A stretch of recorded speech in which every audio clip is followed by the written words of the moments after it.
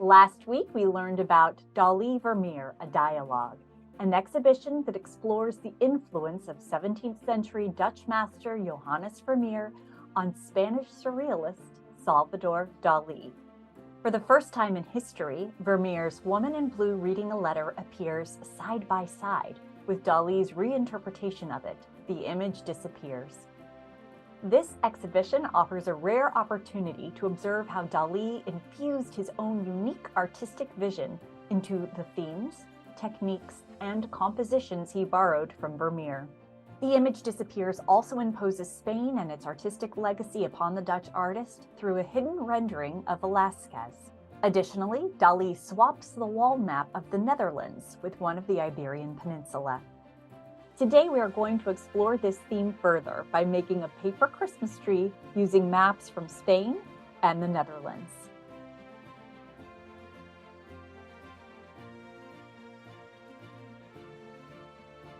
Stack the 3 sheets of paper together and fold short edge to short edge like a book.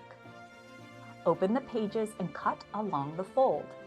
Next, stack the 6 sheets together and fold lengthwise. Working in 2 batches, use a straight edge to draw a line diagonally from the top left corner to the bottom right corner.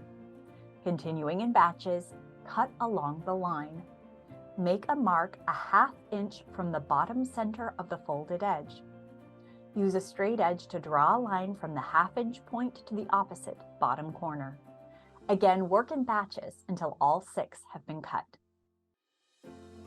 Place the triangles in one stack and staple 3 times, near the top, near the bottom, and in the middle. Unfold the pages to create a standing Christmas tree that consists of 12 points. Glue the bottom corners together to make 6 points. Begin to make a honeycomb by gluing the alternate pages 3 inches up from the bottom.